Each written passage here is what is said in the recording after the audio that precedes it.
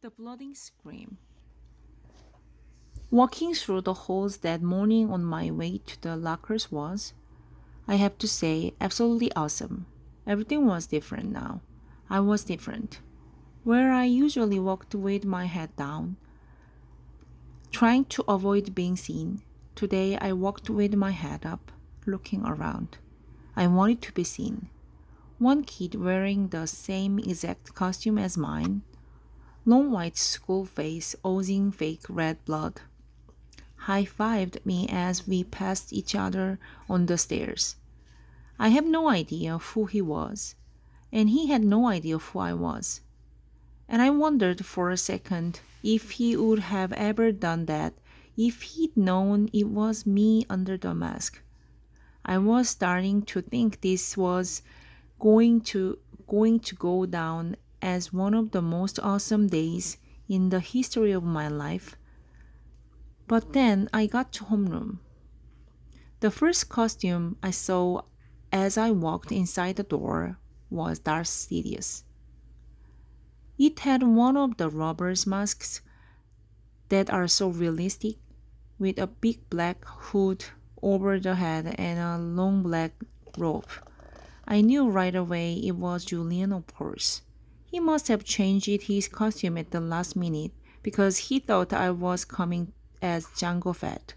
He was talking to too many mummies who must have been Miles and Henry, and they were all kind of looking at the door like they were waiting for someone to come through it.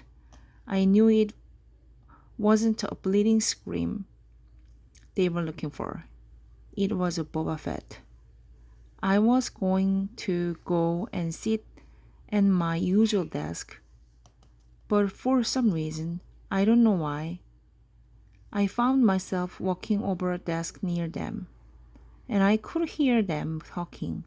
One of the mummies was saying, "It really does look like him." Like this part especially, answered Julian's voice. He put his fingers on the cheeks and eyes of his Darth Sidious mask. Actually, said the mummy, what he really looks like is one of those shrunken heads. Have you ever seen those? He looks exactly like that. I think he looks like an orc. Oh yeah. If I looked like that, said the Julian voice, kind of laughing, I swear to God, I'd put a hood over my face every day. I've thought about this a lot, said the second mummy, sounding serious. And I really think, if I looked like him, seriously, I think that I'd kill myself. You would not, answered Darth Sidious. Yeah, for real, insisted the same mummy. I can't imagine looking in the mirror every day and seeing myself like that. It would be too awful. And getting stares at all the time. Then why do you hang out with him so much? Asked Darth Sidious. I don't know, answered the mummy. Tushman asked me to hang out with him at the beginning of the year, and he must have told all the teachers to put us next to each other in all the classes or something. The mummy shrugged. I knew the shrug, of course. I knew the voice. I knew I wanted to run out of the class right then and there. But I stood there. I was and listened to Jack Will finish what he was saying. I mean, the thing is, he always follows me around. What am I supposed to do? Just ditch him, said Julian.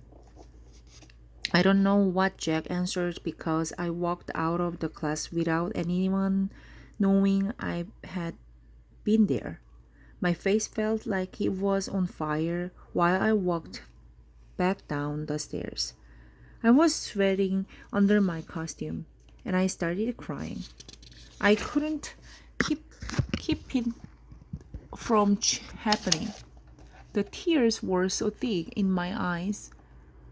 I could barely see, but I couldn't wipe them through the mask as I walked. I was looking for a little tiny spot to disappear into.